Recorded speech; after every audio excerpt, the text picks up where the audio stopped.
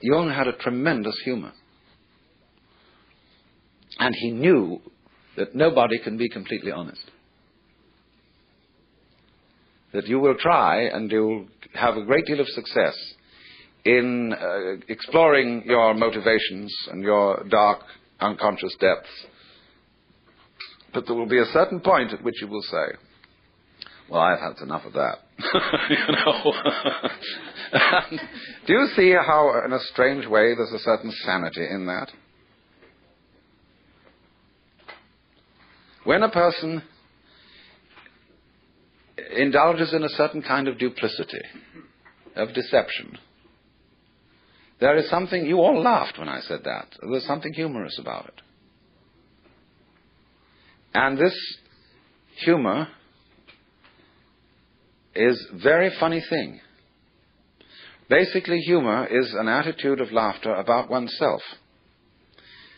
There is malicious humor, which is laughing at other people. But real deep humor is laughter at oneself. Now, why fundamentally do you laugh about yourself? What makes you laugh about yourself? Isn't it because you know that there is a big difference between what goes on the outside and what goes on the inside? That if I hint, you see, that your inside is the opposite of your outside, it makes people laugh. If I don't do it unkindly. If I get up in the attitude of a preacher and say, you're a bunch of miserable sinners and you ought to be different, nobody laughs. But if I say, well, after all, boys will be boys and girls will be girls, and we all know, then people laugh. Now, you see, what's happening when we do that? Now, I passed you around a lot of embroidery to look at before we started. And I'm perfectly sure that you got the point. That there's a big difference between the front and the back.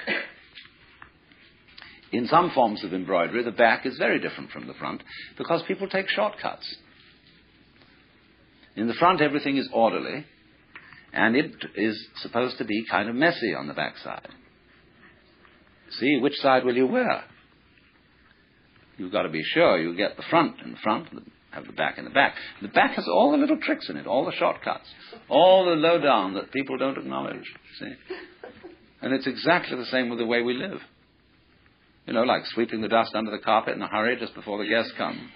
I mean, we do ever so many things like that. And if you don't do it, if you don't think you do it, and you think, well, really, my embroidery is the same on both sides, see? Well, you're deceiving yourself. Because what you're doing is you're taking the shortcuts in another dimension, which you're keeping out of consciousness. Everybody takes the shortcuts. Everybody plays tricks. Everybody has in himself an element of duplicity, of deception.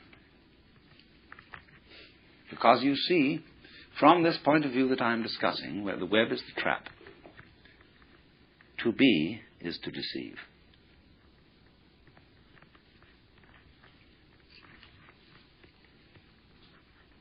Think of camouflage. The chameleon who changes its color. Think of the butterfly pretending it has eyes. Think of the flower saying to the bee, like my honey? The bee says, wow.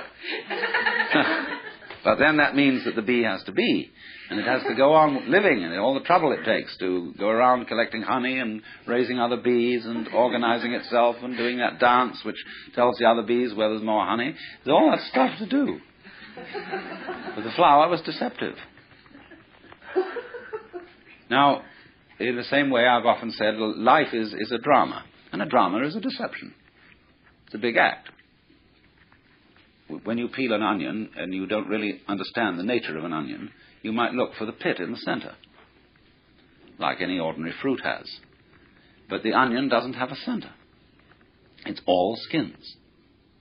And so when you get right down, there's nothing but a bunch of skins. You say, well, that was kind of disappointing. But of course you have to understand that the skins were the part that you eat. Well, in rather the same way, you see, you find when you explore yourself and your motivations, and you go through and you try to find out that thing which is really genuine. That's why in Zen discipline, they give you koans which require a perfectly genuine act. An act of total and absolute sincerity. And people knock themselves out trying to do this thing, but they always know that the master's going to catch them. Because he reads their thought. You know that story of von Kleist about the man who had a fight with a bear, and the bear could read his thoughts, so that the only way of hitting the bear was to do so not on purpose. Because the bear would know in advance. So it's the same in working with a Zen master. You have to do the genuine act, not on purpose. But since you're put in a situation where it's rather formal, and you're supposed to do it on purpose, you're stuck, you see. So you explore the onion, and you go in and in and in, and then you find, well, it's all a deception. Now then the question arises, who's deceiving who? Who's fooling who? I'm fooling me? What is fooling? Fooling is playing like you're there when you're not. You know, getting somebody else to answer your name in the roll call. So, we're all, you see, this is the metaphysical basis of it. This is what the Hindus mean by Maya, the world illusion. The world is playing it's there when it isn't. And it's a trap. And it sucks you in. And you can't get out of it. And it's a thorough big trap too. But always, when you get an idea like this, or a feeling like this, follow it to its extreme. Don't back out from it. If you find you're selfish, go to the extreme of what selfishness means. Confusion largely results from not following feelings or ideas to their depth. You know, people think they want to be immortal. They'd like to live forever. Do you really want to do that? Think about it. Really go into it, what it would be like. People say they want this, that, and the other.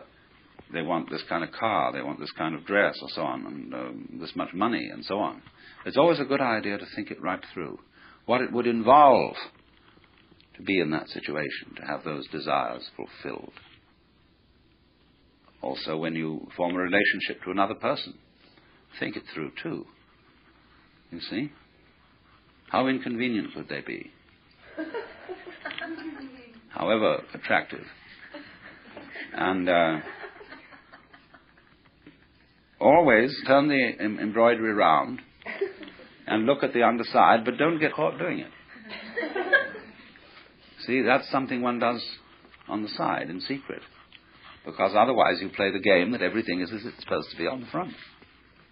But that makes you humorous, and that makes you human.